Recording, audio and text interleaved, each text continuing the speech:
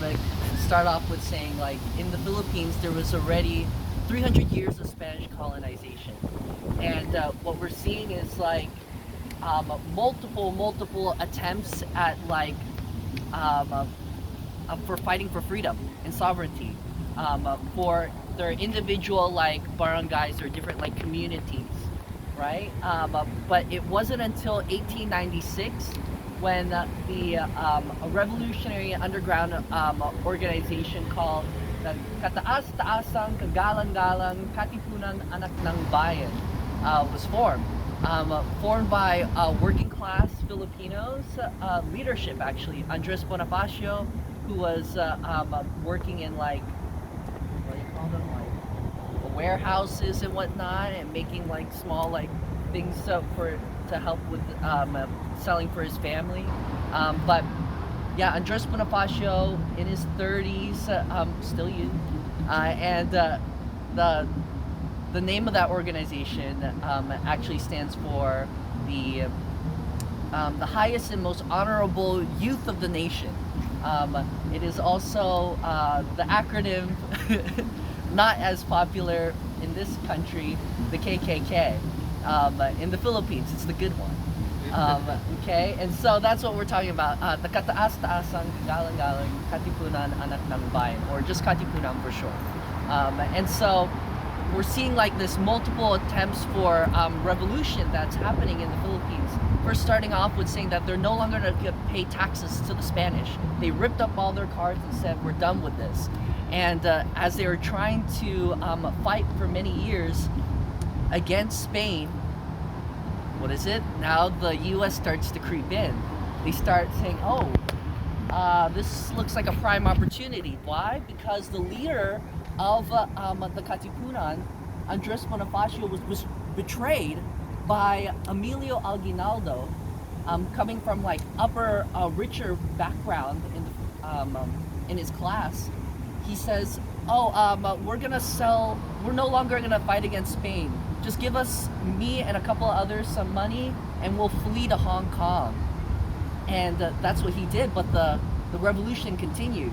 But who did he meet when he was in Hong Kong? He met U.S. troops and other folks that he can collaborate with, and said, oh, how about us? I'm impersonating Emilio Aguinaldo. Oh, please, could we get some weapons and whatnot so we can go to the Philippines and let's liberate my country, right? But what does that actually mean? He's saying, oh, please, let me be the new leader of your puppet regime, right? And so that's what we saw happen. He collaborated with the U.S., came back to the Philippines, said, I have returned and I'm going to help you out with winning this revolution. And, the Filipinos, so they're already, like, 30,000 people around the national capital of the Philippines, surrounded the Spanish. They're so weak already. And the U.S. is, like, comes in, and they state, so there's two battles that happen, but I'm going to focus on the mock battle. The mock battle of Manila Bay. And that one is where both generals from each of the sides, they actually talked about what this battle is going to look like.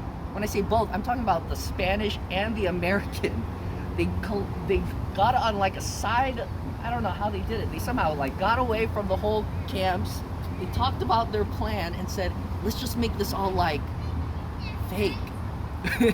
Let's just because the idea is the Spanish were already giving up. They're, like, done. They're like, we don't even want to try to keep the Philippines anymore. So they staged this battle so that the Filipinos couldn't actually claim full victory of their revolution. The Filipinos claimed that June 12th is when they finally had national sovereignty, but they hadn't captured the capital yet. And so what do the Spanish and the Americans do? They get in a plan so that the Americans can swoop in, actually be the ones that get into the capital, and then the Spanish say, oh, we surrender to the U.S. as the ones that had actually defeated us. and it was in a quick swoop and everything. Of course, the Filipinos didn't get this memo, so there was like quite a few Americans that were killed in this, no, Spanish that were killed in this battle, because they didn't know that the Spanish were not actually fighting the U.S. was not actually fighting alongside them.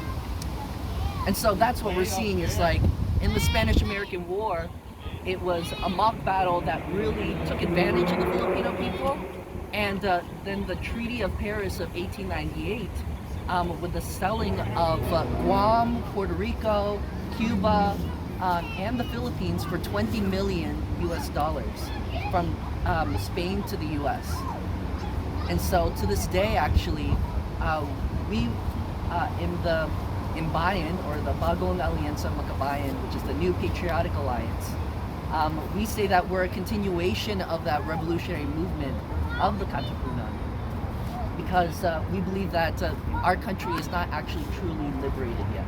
It is very much still at the thumbs of the U.S., under the thumb of the U.S., and it is still very much controlled to this very day as a neo-colony of the U.S.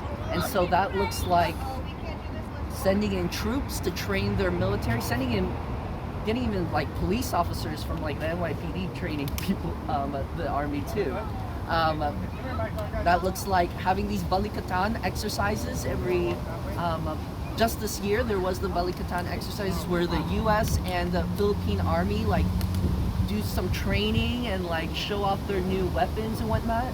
And I visited an indigenous community around this area where they do like the trainings, this Aita community. And they were saying how dangerous it is for them to leave their community to go to the main city, because they're so worried about whatever like bombshells or whatever is happening while they're playing guns and bombs together. And so that's what we're seeing is like the U.S. is continuously, not just in the military aspect, but they're also doing economic adventures as well. Currently, the President Bongbong Marcos, the son of the former dictator in the 60s and 80s, now his son is the president. He is making a lot of deals in the Philippines. He's actually for the Philippines, on behalf of the Philippines. He's like going around the world, and while he's not doing his attending like getting wining and dining, and going to what's his name? What's the singer that he went to? Eric Clapton concerts and F1 racing in Singapore and all that. He's going around and selling off the land and also the Filipino people. And one thing I just want to note is like when we talk about the U.S.'s relation, one of the things that's very recent is we found out that they're now starting to build, there's a deal made to build small modular nuclear reactors in the Philippines. And that company is NuScale. Here, their headquarters is in Portland. And they're actually trying to build these small modular reactors. And what does that mean? That means that there's going to be, one, there's no uranium mining, so that's a problem. Where are you getting this uranium from? That means more imports. That means more of a reliance on the U.S. for energy. It should be an industrialization of the country and something that is, the Philippines should handle themselves. Instead, it's now relying on the U.S. to do that for them. But that also means more military that's going to be surrounding these small modular reactors to make sure that one, you want to say it's for protection, but that looks like also more militarization within our communities, and also the potential of like more heightened war, as there's been a lot more news about like the U.S. and China wanting to feud against each other, and even the Philippines like talking about like China going into the oceans near the Philippines and crossing boundaries. So all that to say is a lot is happening to this day because of that very moment in the Spanish-American War where the Philippines was sold, and we're still seeing the aftermath of that. And there's still an ever-growing and strong movement, a people's movement, trying to fight for our liberation against the U.S. More bases being built too? more military bases being built? Actually, so technically they say it's not owned by the U.S., but there's the Visiting Forces Agreement that allows for these bases that are owned by technically owned by the Philippines, but the U.S. is allowed to go to these bases 24/7. They restrict who's allowed in and out, and they just added 4 new of these bases for U.S. troops to be used. So a total of 9 bases in the Philippines that is on paper written as Philippine owned, but really it's the U.S. is very much the ones that are managing and controlling the whole situation. Good question. Yeah. Any other questions? Well, I have a question. Yeah. Okay, one would be, okay, so I spent 9 months in the Philippines in Subic Bay area, mainly guarding ammo dumps in the jungle. So, but one of the things that I always got from the people there were talking about MacArthur coming back and what a great hero he was to the Filipino people, especially those Filipinos who were in the military themselves. Can you talk anything about that? Actually, I have family from Cebu, so that's when there's a huge statue of MacArthur, and the big phrase that he said is "I shall return." Right? Yeah. After during World War II, when it was announced that the Japanese were coming in, all of the U.S. said, "Nope, bye," and they just totally fled. They left the Philippines and said, "Let the Filipino people handle it." They were saying they don't want to be involved in the war, and MacArthur said, "I shall return." And so what happened was the Filipino people, when things get tough, they know how to fight back. They have a long history of that, and they're willing to do that again. And so they formed the Hukbalahap, or the People's Army against the Japanese. And so they formed these armies, people's armies, to fight against the Japanese, and very much were, once again, almost able to defeat the Japanese and get them to leave their country. And who comes back? MacArthur. Yeah, and all of his U.S. troops, and they all come in and they swoop in and save the day. But what does that actually look like? That actually looks like it's very similar, taking over, taking advantage as the opportunists that they are, swooping in and stealing the victory, and then afterwards immediately bombing the entirety of Manila, the central capital of the Philippines, making it so that the Filipino people and the Philippines is now in debt to the U.S. to rebuild its city again. Wow. And that debt has continued to grow ever since. Thank you. Awesome. Thank you. Expansion, we built the USS Oregon that sent our Navy from our state right here over to help conquer, in a way, Cuba and the Philippines in different ways.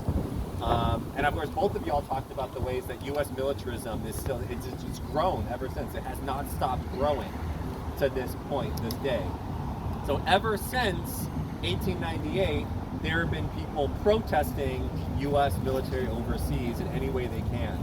And every year, the U.S. military comes right here to this spot and tries to whitewash all the history we talked about. And there's been people like Herschel who have been fighting back against that in whatever way possible. When every year they're at the Portland Rose Festival, the Navy actually comes here and gets to show off its stuff. They call it Fleet Week. It's the week that the fleet comes through. So I want to bring up Herschel to talk about what the protests, what Fleet Week is, and how people have been fighting back against it. Well, thank you. Well, originally we were going to have John Bruscio come here, but he's out of town, so you got me here. I'm going to talk about my history here. I was up there in Shemanski Park at a demonstration. We're getting ready to invade Iraq, and there was someone there who had already had a rally, I think, down here at Pioneer Square. And they mentioned they're going to be having a rally at Pioneer Square against the war. And I said, okay, I guess I'll do that. So I went to Pioneer Square, and I kept continuing doing it for quite a while. Then I was gonna drop out. Then there was some tragic event over there in Israel, Palestine. I said, oh, I gotta do something. So I went back for a couple of weeks, maybe a month, and I was gonna drop out again. And then an old friend of mine showed up there. You know, he said, and his comment was, he saw me on the corner, so he joined. He wanted to come and say something too. So I just hung out for 10 years at the Friday rally. It's been pretty good. That was my with Shemanski Park. So eventually John Grucho showed up at the Friday rallies and talked about tabling. Now here in Portland, at one time we had the military, and they weren't allowed to come into the schools. But then George Bush, I guess it is W, he got something passed so that the military got to come to the schools as often as the colleges. So now the military is back in the schools, and he wrangled and got equal access so that when the military comes, and it's usually on a certain day, all the military comes in, then the counter recruiters get to come in too. Because when the recruiters there, they don't give a really good picture of what goes on. And I like to say that the military is really the armed enforcer of U.S. foreign policy. And they don't seem to know what foreign policy is. The recruiters kind of, if we weren't there, the recruiters kind of appealing to this male machismo there, push-ups, chin-ups, and if you do well on the push-ups, you're good for the Marines or something like that, or but nothing about foreign policy. Just kind of appealing to their machismo. Eventually, I think I went to the groups that do the tabling so that we can kind of talk to them. We're at a little bit of a disadvantage, but one of the things we worked out with the schools was that no more push-ups, no more chin-ups in the schools. It's got to be imparting information to the students. It only makes sense to me. And so that's our major accomplishment, and it's very, very difficult. Usually you say it's military recruiters, they don't mention us. When they do mention us, it's really been delightful because they come by and sometimes they ask questions. Now the best high school, all these schools seem to have personalities, and Lincoln High School, of course, has a lot of the money in the city, and those kids come around looking for buttons. They're all going to college, or 90% of them are, and they've got educated parents. They know a lot about history, and they're not going in. And they really concentrate on the lower income high schools. That'd be Roosevelt and Jefferson. And eventually I went to the Portland Rose Festival to protest on Fleet Week. So I went to the internet too to see something about it. And they said they've had Fleet Weeks here for over 100 years, but it's only been the last 80 years that that the Fleet Week has been associated with the Rose Festival, kind of coming at the same time. Seems like that's somewhere 80 years goes back, I think, sometime in the middle of the World War II. I went there and I noticed, I mean, here we have the Rose Festival, the word festival, fun center, fun rides. Right. What is a killing machine, a U.S. killing machine, doing at this festival? And I'm thinking it's so improbable. And then I have another thought.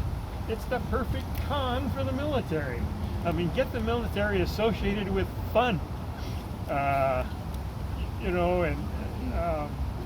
merry-go-rounds, winning prizes at these things that are just designed to take money from you.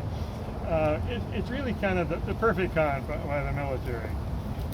I just kind of throw in this thing here, kind of a quote from Einstein. You might have heard of it, that you can't prepare for peace and prepare for war at the same time. You got to make up our mind. I remember Dennis Kucinich was running for president. He was going to have a Department of Peace, but we don't have that. Which it's pretty laughable, right? Defense. And another quote I'd like to recommend reading is Mumia Abu-Jamal. Name's not in the news all that much now, but he was a guy convicted of murdering a policeman. And I'm convinced he didn't do it, and because of the story and because of the way it happened. Anyway, with his time in prison, he has written a couple books called Murder Incorporated, and there's three separate books. They kind of do different parts of the history.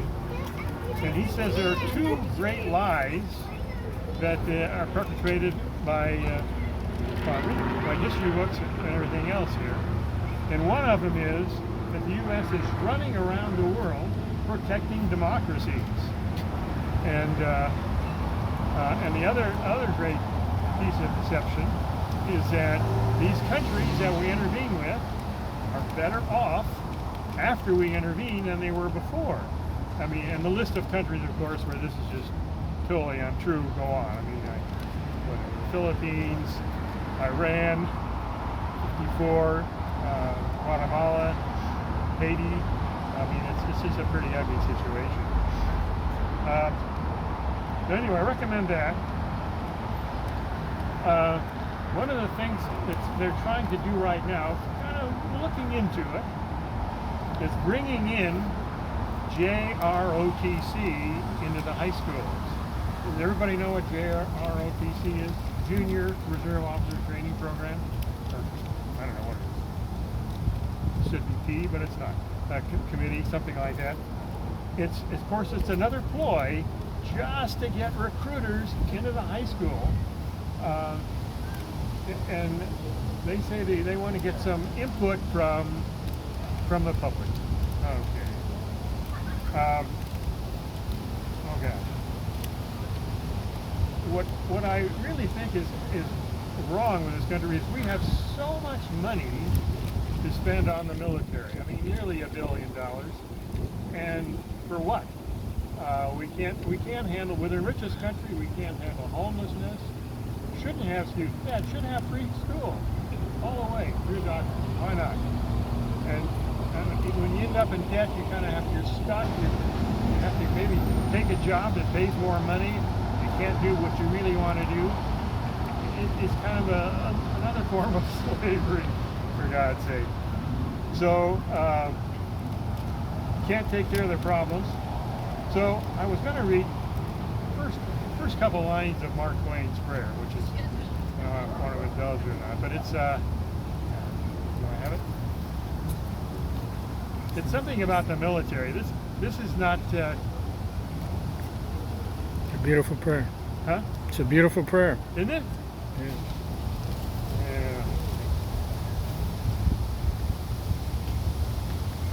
And it kind of starts off Mark like... Twain was one of the guys was an anti-imperialist. Yes. And he was dead set against the war in the Philippines. And it was horrible the way the bodies were just stacked up like cordwood. And he was disgusted. He was part of the imperialist league, anti-imperialist league there. I don't want to read the whole thing to you, but you'll get the paper right away. And the other thing I wanted to mention here, I think you mentioned it. There was some kind of a peace prize that was awarded just recently for it's kind of acronym NNC now. The National Network for Opposing Militarization of Youth. And they kind of admonish you or warn you. They've got an award for their kind of work. And they say it's not good enough to march against prayers after the war starts. You got to get out there and do something. Why not? Do something first. And as it turns out, I always have a request for the group is that you might contact the school board and tell them how you feel about junior ROTC, because it's just a an investigative committee right now, and it's a time where you probably have a lot of input, because I think that people who are really interested in education don't want to have the military in the schools. They just need to have some kind of